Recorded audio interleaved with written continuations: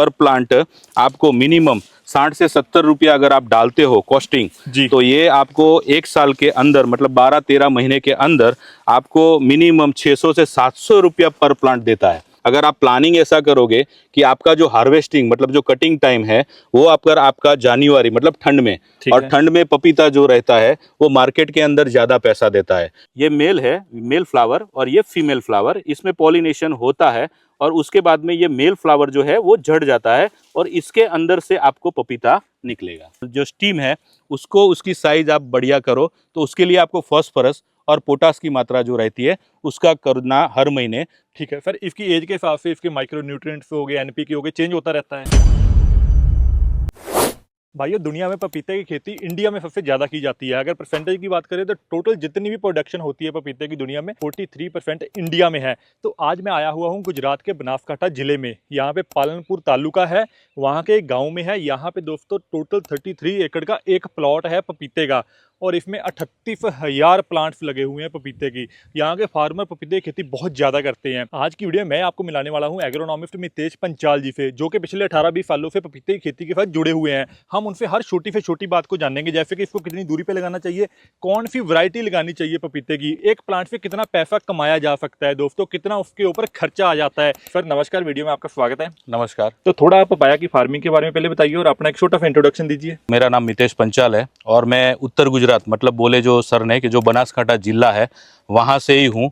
और आज से 24 साल पहले मैंने एमएससी कंप्लीट किया है दातीवाड़ा कृषि यूनिवर्सिटी से, और वहाँ से ही मैंने एक निर्णय किया था, क्योंकि हमारे एरिया में साहब पहले जो खेती हो रही थी, जैसे मेरे दादा वगैरह भी फार्मर है, पर वो लोग खेती करते थे जो अपना बाजरी है, एरंडा है, मतलब ऐसे खेत करते थे कि जिसमें ज़्यादा मुनाफा फार्मर को हो नहीं रहा था। फिर मैंने जो स्टडी किया, फिर थोड़ा जगह से पपीते का थोड़ा नॉलेज किया, थीसिस पढ़ी, उसके बारे में फिर मैंने एक खेत जो फार्म है मतलब गांव है वहाँ से एक फार्मर को चालू किया। जैसे हम जिस खेत में अभी खड़े हैं पराग भाई चौधरी का खेत है, तो उन्होंने पहले 4-5 साल पहले 2000 पपीते का मेरे को एक सपोर्ट किया कि आप करो, और इसमें आपको जो भी मुआवजा मिल रहा है वो जो आप क्रॉप कर रहे हैं, जो एरंडी कर रहे हैं, बाजरा कर रहे हैं, या जो भी आपके उधर भी होता होगा जिसको अपना कैश क्रॉप या रेगुलर क्रॉप हो रहे हैं, पर हॉर्टिकल्चर के ऊपर आप जाओ तो आपको 4 गुना पैसा ज़्यादा मिलेगा। तो पराग भाई ने 2000 प्लांट से एक स्टार्ट किया, और आज की डेट में हम जिस फार्म पे खड़े हैं सर, तो सर ने जो बताया कि भाई इतने एकड़ में उन्होंने किया। सर किसी भी फसल के लिए सबसे जरूरी है कि वहाँ की मिट्टी कैसी है। तो अगर पपाया की फार्मिंग हमने करनी है तो हमें मिट्टी किस तरह की चाहिए? मिट्टी में ऐसा होता है कि पपीता जो है वो सभी मिट्टी में हो सकता है। जैसे हमारा इधर है सैंडी सॉइल है, और जो ब्लैक सॉइल है उसमें भी पॉसिबल बहुत बढ़िया है। और अभी दियोदर एरिया जो हमारे थोड़ा नॉर्थ साइड पड़ता है, वहाँ पे भी मैंने एक फार्मर 3 साल के पहले किया था, थराद और दियोदर एरिया, वहाँ पे भी एकदम जो सैंडी सॉइल है उसमें भी पपीता सक्सेसफुल हुआ है। पर बेटर जो है वो काली मिट्टी और अपना जो बोल रहे हैं कि भाई अपने जो गुरालू या सैंडी सॉइल रहता है, पानी बहुत ज़्यादा इकट्ठा बहुत दिन तक होना नहीं चाहिए, मतलब पानी का जो लीचिंग है, ड्रेंचिंग है, वो अच्छा होना चाहिए, वैसी आपको ज़मीन जरूरी है। ठीक है। और क्लाइमेट कैसा चाहिए इसको? क्लाइमेट ऐसा है कि क्लाइमेट थोड़ा इसको गर्मी पसंद है, मतलब ज़्यादा बहुत ठंडी न पड़े, क्योंकि ठंडी की सीज़न में इधर वायरस का प्रॉब्लम्स बहुत ज़्यादा रहता है। बाकी क्लाइमेट आपको थोड़ा 25-30 डिग्री हो तो बहुत बढ़िया क्लाइमेट हो सकता है, पर बहुत ठंड है तो उसके लिए थोड़ा पपीता ग्रोथ करने में और सेटिंग में थोड़ा प्रॉब्लम होता है। मैं चाहूँगा आप थोड़ा सा इसके बारे में और बताएं। जैसे मैं नॉर्थ इंडिया से हूँ तो वहाँ पे ठंड बहुत ज़्यादा होती है, तो इतनी ठंड में ये कैसे सर्वाइव करेगा? अगर ठंड में है तो आपको एक बेटर रास्ता आपको बताता हूँ कि आप मल्चिंग का प्रयोग करिए, क्योंकि मल्चिंग जितना आपके ज़मीन में रहेगा उतना हूफ मतलब टेम्परेचर जो रहता है या ऊस पड़ती है जो ठंड के ऊपर से, तो वो थोड़ा आपको रेजिस्टेंट होता है। और मैंने जैसे ट्राई किया, जैसे दियोदर एरिया में पॉसिबल नहीं था, पर अगर प्रैक्टिस करोगे सर, और कोई भी एग्रोनॉमी या आपको कोई सलाह सूचन कर रहा है, कोई भी खेतीबाड़ी डॉक्टर वगैरह है, तो उनसे सलाह लेके आप 100% पॉजिटिव हो सकते हैं। पर एक चीज़ है कि भाई ट्राई करो और ट्राई बेस्ट करो, तो 100% आप सक्सेस हो सकते हो। अब सर इसके लिए वाटर का पीएच कितना चाहिए? पीएच इसमें ऐसा है कि 6.5 से 7 का आपका पीएच होना चाहिए ज़मीन का, और टीडीएस जो है वो भी कम से कम आपका टीडीएस होना चाहिए। ये सर बात मिट्टी की होगी, क्लाइमेट की होगी, पानी की होगी। अब आ जाती है वैरायटी। तो वैरायटी पूरे इंडिया में अलग अलग लगानी चाहिए, या कौन सी वैरायटी सबसे ज़्यादा बढ़िया होती है? सबसे वैरायटी बढ़िया जो है, अगर प्रोडक्शन के हिसाब से आप देखो, और तो 786 रेड ले ली, ताइवान जिसको बोल रहे हैं हम, वो बेस्ट वैरायटी रहती है।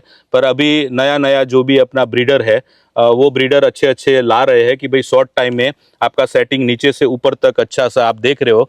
तो ये जो वेलकम वैरायटी है वो पराग भाई ने ट्राई किया है, और दूसरे खेत में 786 भी है, 15 नंबर भी है। तो ये सब वेराइटीज़ जो है वो आप अगर अलग अलग अलग प्लॉट में करोगे तो फार्मर को एक अच्छा रिजल्ट मिलेगा, और आपका जो भी एक्सपीरियंस है उसके ऊपर से फिर आगे आगे के साल में आप बढ़ सकते हो। सर इसकी जो दूरी रखनी होती है एक प्लांट की दूसरे प्लांट की, लाइन टू लाइन की दूरी, वो क्लाइमेट के हिसाब से रखते हैं हम लोग, या कैसे डिसाइड करेंगे उसको? दूरी जो है जेन्युइनली जो दूरी है वो 7.5 फीट आपका बेड टू बेड रहता है, और 5.25 फुट आपका रो टू रो, मतलब पपीते की जो लाइन है वो 5.25 आपको रख सके, मतलब 5 के ऊपर आप थोड़ा चले जाओ, 5.25 रखो, 5.15 रखो, और जो लाइन टू लाइन जो बेड टू बेड है वो 7.5-8 फीट तक आप रख सकते हो। तो जब प्लांट की सोइंग करनी है तो पिट साइज क्या रखना है, कौन से फर्टिलाइजर्स डालने होते हैं इसमें? जो भी पपीता की खेती है उसमें सबसे पहले तो आपको जो बेड बना रहे हो वहाँ पे आपको लगभग 50 ग्राम जितना खाद जो भी ऑर्गेनिक है, क्योंकि जो भी ट्रीटमेंट हमारे फार्मर यहाँ पे कर रहा है उसका एक परसेंटेज रेशियो रहता है कि मैं 60 to 70% एक ऑर्गेनिक ट्रीटमेंट करता हूँ, और 20 to 30% केमिकल, और बाकी के जो परसेंट है वो थोड़ा केमिकल और जो पेस्टिसाइड रहता है उसमें करता हूँ। तो क्या है कि ऑर्गेनिक जितना करोगे उतना इसके अंदर बहुत बढ़िया मुनाफा है हॉर्टिकल्चर क्रॉप में। इसकी सोइंग किस महीने में करनी चाहिए? आप मार्च में, अप्रैल में, मई में और जून तक आप जा सकते हो, क्योंकि जुलाई के बाद में हमारा जो एरिया है वहाँ पे बारिश चालू हो जाती है, और बारिश में थोड़ा इसमें प्रॉब्लम ज़्यादा रहता है, क्योंकि पपीता और पानी दोनों का थोड़ा प्रॉब्लम रहता है कि जितना पानी इसमें आएगा उतना प्रॉब्लम जो है जड़ सलन वगैरह, कोलर रोट है, रूट रोट है, मतलब फंगस ज़्यादा डेवलप हो रही है, तो उससे पहले आप कर सकते हो। अब शुरू में जैसे इसकी वाटर मैनेजमेंट कैसे करेंगे फिर? अगर जैसे कि आपने बताया कि पानी अच्छे से लीच होना चाहिए, है ना, पानी वहाँ पे खड़ा नहीं होना चाहिए, तो अगर कहीं पे पानी खड़ा हो रहा है तो उसमें हम लोग क्या क्या प्रिकॉशंस कर सकते हैं? इसमें पानी का ऐसा है कि जब भी आप बुआई करते हो, जब भी प्लांट छोटे रहते हैं तो उसमें पानी थोड़ा कम चाहिए, क्योंकि जैसे छोटा बच्चा रहता है तो उसको थोड़ा कम फूड वगैरह पानी चाहिए, तो आपको पानी थोड़ा इसमें थोड़ा कम देना है। भाई धीरे धीरे जितना इसका हाइट बढ़ता है, फ्लावरिंग आता है, फ्रूटिंग आता है, तो उस हिसाब से आपको जो वाटर मैनेजमेंट है वो आपको थोड़ा थोड़ा बढ़ाना पड़ता है। आपने बताया 7 बाई 5.25 फीट के ऊपर हमने पपीते को लगाना है खेत में, इस हिसाब से 1 एकड़ में मोटे मोटे ये 1150 के आसपास प्लांट्स आ जाएंगे। इसमें ऐसा होता है कि पर प्लांट जो है उस हिसाब से आपको खर्चा करना पड़ता है। पर प्लांट आपको मिनिमम 60 से 70 रुपया अगर आप डालते हो कॉस्टिंग, तो ये आपको 1 साल के अंदर, मतलब 12-13 महीने के अंदर आपको मिनिमम 600 से 700 रुपया पर प्लांट देता है। और खर्चा आप टोटल भी गिनो तो एक प्लांट पे 1 साल का 100 रुपीज होता है, सब लेबर कास्ट, पेस्टिसाइड, फर्टिलाइजर, तो उस हिसाब से आपको 100 रुपया करोगे तो भी पर प्लांट आपको 500 रुपया नेट प्रॉफिट मिलेगा। बोलो अगर 100 रुपये पर प्लांट खर्चा कर रहे हैं, इसका मतलब 1100 प्लांट लगे, मोटा मोटा 1,10,000 का खर्चा हो गया 1 एकड़ में। Very good. और 500 रुपया आपका नेट प्रॉफिट मिलेगा पर प्लांट। ठीक है। अब इसको फिर बाइफरकेट करना हो, अगर एक प्लांट के हिसाब से हमने एवरेज निकालनी हो कि एक प्लांट में कितनी हार्वेस्टिंग होती है, कितनी यील्ड आती है? मिनिमम इसमें ऐसा है कि भाई अपना 20 किलो का यहाँ पे कॉन्ट्रैक्ट रहता है, जो भी मार्केट में जा रहा है वो 20 किलो के ऊपर से प्राइस रहता है। तो कभी कभी जो अपना दिसंबर है, जनवरी है, अगर आप प्लानिंग ऐसा करोगे कि आपका जो हार्वेस्टिंग मतलब जो कटिंग टाइम है वो आपका जनवरी मतलब ठंड में, और ठंड में पपीता जो रहता है वो मार्केट के अंदर ज़्यादा पैसा देता है, क्योंकि उसका कंजप्शन जो रहता है वो ठंड में ज़्यादा रहता है, क्योंकि पपीता जो है वो खाने में गर्म चीज़ है। तो डॉक्टर लोग भी वही वत्ता जूस जो रहता है उसमें भी इसका जा रहा है। पर प्लांट में आपको 70 रुपया या 100 रुपया आप डालोगे तो आपको 500 रुपया रिबेट मिलता है। और 500 रुपया भी मैंने गिना कि भाई 50-60 किलो पर प्लांट, और 20 किलो का यहाँ पे रहता है जो भी रेट रहता है, और रेट कॉन्ट्रैक्ट बेस भी रहता है। फार्मर अगर कॉन्ट्रैक्ट 1 साल का कर दोगे कि जितना आपका पौधा 3-4 महीने का होए, तो यहाँ पे जो भी मार्केट में जो भी व्यापारी है तो वो लोग क्या करते हैं कि भी कॉन्ट्रैक्ट करते हैं कि मेरा 300 रुपये में तुम्हारी वाड़ी मेरी, ठीक है, 20 किलो का 300 रुपया, 15 रुपए के हिसाब से। यस, 15 किलो के हिसाब से आपका ये हो गया। अगर फार्मर नहीं करना चाहता है डायरेक्ट कॉन्ट्रैक्ट, तो जब जब कटिंग आती है तो उस वक्त जो मार्केट में प्राइस रहती है, कभी कभी बार तो सर 600-700 रुपया 20 किलो का हो जाता है। तो जो वो कॉन्ट्रैक्ट नहीं करता है, पर व्यापारी ऐसा बोलता है कि भाई ये वाड़ी मेरी, और ये आपको जब जब कटिंग आएगी उस समय जो भी रेट है वो रेट के हिसाब से मैं आपका गाड़ी का पैसा दूंगा, तो उसमें भी फायदा है। और जो भी आप कॉन्ट्रैक्ट भी अगर करते हो तो वो एकदम सेफ रहता है कि बिल्कुल मार्केट में अगर प्राइस नहीं है फिर भी आपको 200-300 रुपया 20 किलो का आपको मिलेगा। सिंपल है कि अगर हमने 100 रुपये एक प्लांट के ऊपर खर्च किया तो हमें अगर 10 रुपये किलो के हिसाब से ही मिल जाए तो अगर 60 किलो भी आ गया तो 600 रुपये बन गया। 100 रुपये खर्चा निकाला फिर भी 500 रुपये बच गया। एक का 5 बनाने वाली खेती है ये वाली। 100% सर, 100%, क्योंकि मेरा खुद का एक्सपीरियंस मैं बोलूँ तो 17-18 साल हो गए जी। मेरा पपीते में प्रैक्टिस करने का, और 17-18 साल में मैंने कोई फार्मर ऐसा नहीं देखा कि किसी ने प्रॉफिट नहीं कमाया। और इसमें एक बड़ी चीज़ दूसरी भी है कि पपीते के अंदर जब भी प्लांट आप लगाते हो तो बीच में जो आपका जो 5-6 फीट जगह यहाँ पे जो रह गई है उसमें आप इंटर क्रॉपिंग भी कर सकते हो। हाँ, ये को यहाँ में नजर आ रहा है मूंगफली लगा रखी थी। यस, यहाँ भी आप इंटर क्रॉपिंग करवा सकते हो, कोई भी सब्जी उगा सकते हो, वो सब भी आप इंटर क्रॉपिंग यहाँ पे करवा सकते हो। तो ये भी बेनिफिट है कि जब भी आपका पौधा फ्रूटिंग या फ्लावरिंग स्टेज पे आए तो वो जो भी खर्चा है वो भी आप वेजिटेबल या उसमें भी आप निकाल सकते हो। तो सर इसमें ये बताना ये टोटल कितने महीने की फसल है? ये वैसे देखा जाए तो अगर जो ट्रीटमेंट अच्छी है जी। तो फिर ये 13 महीने में हो जाती है।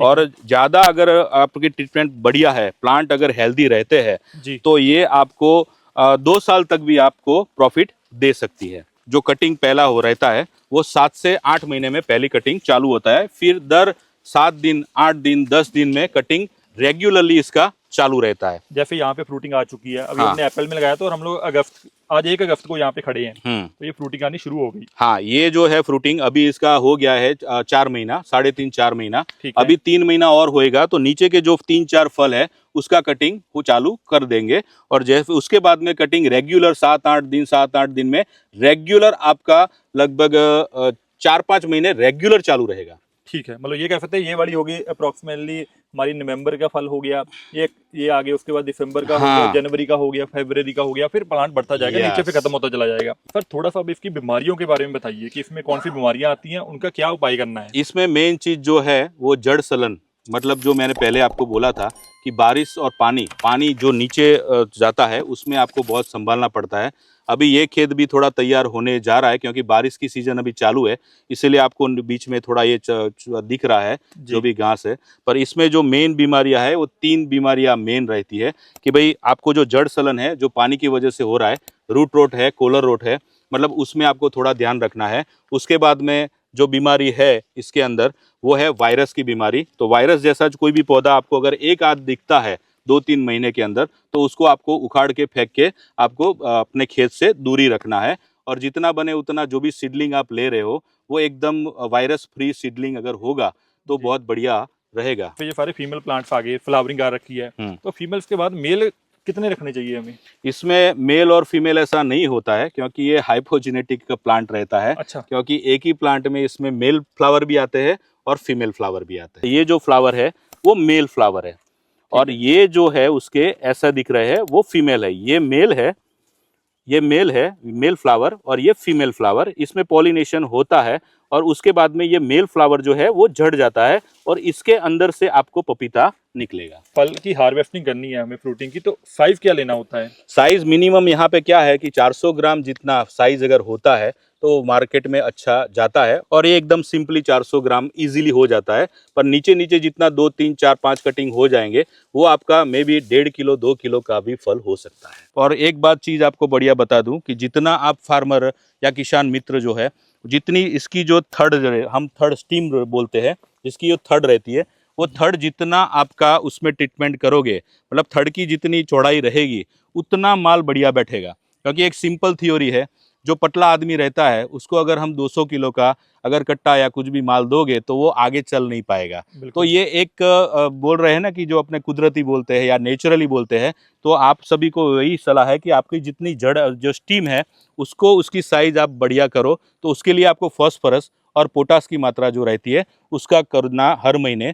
तो जितनी जड़ें या आपका स्टीम रहती है वो बढ़िया करोगे तो उतना माल वो बिठाएगा नेचुरली। जो पपीते के फल को तोड़ते हैं तो ग्रीन होता है और मार्केट में होता है येलो। इसमें जब भी कटिंग आप बोलते हो तो जैसे मैंगो में रहता है मैच्योरिटी जो स्टेज बोलते हैं उसमें थोड़ा कलर चेंज होता है, उसको हम पट्टी बोलते हैं पपीते के अंदर। कि भाई यहाँ पे जो रहता है ये अभी बड़ा होगा तो यहाँ पे जो आप 4 देख रहे हो इधर पीला पट्टी थोड़ा, इधर पीला पट्टी थोड़ा पड़ेगा, अभी बड़ा होगा तभी उसका पता चलता है कि अभी ये कटिंग के लिए रेडी है।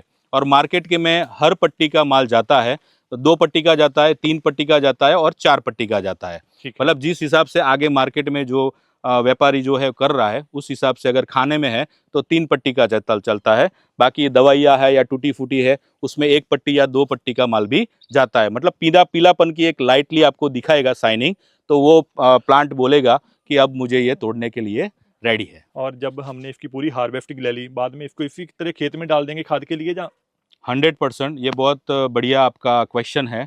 और सभी फार्मर को मैं यही बोलूँगा कि जो भी ऑर्गेनिक मैटर जो बन रहा है, जी। अगर एक बार आपकी पपीते की आपकी बुआई करोगे या आपका फसल जो है, आप जो एक ही खेती करते जा रहे हो, उससे बढ़िया है एक बार ये पपीते की खेती करो और उसके बाद में इसको आपको रोटावेटर करके ज़मीन के अंदर आपको डाल देना है। तो उसकी वजह से आपका जो खाद है, नेचुरली जो ऑर्गेनिक मैटर बनता है, वो बहुत ही बढ़िया बनेगा। और इसमें जितना न्यूट्रिशन है, वो कैल्शियम है, मैग्नीशियम, माइक्रोन्यूट्रिएंट्स है, वो पूरा आपका ज़मीन के अंदर डिसोल्यूशन हो जाएगा। ठीक है। फिर इसकी एज के हिसाब से इसके माइक्रो न्यूट्रिएंट्स हो गए, एनपीके हो गए, चेंज होता रहता है? हाँ, उसका पूरा मैंने आपको बोला जब भी फ्लावरिंग स्टेज है, फ्रूटिंग स्टेज है, साइज़ के लिए है, वो पूरा एक शेड्यूल रहता है। तो वो शेड्यूल के हिसाब से आपको ड्रिप में आपको उसका खाद देना पड़ता है। थोड़ा सर इसमें फर्टिलाइजर्स कौन-कौन से डालने हैं, स्प्रे कौन सी करनी है, थोड़ा उसके बारे में बताइए? पपीते के अंदर एक खास चीज़ है कि जितना आप 1 महीने के अंदर 1 स्प्रे लेते हो, अगर कोई भी कीटनाशक जैसा है, इल्ली है वगैरह है, उसके लिए पपीते के ऊपर आप स्प्रे,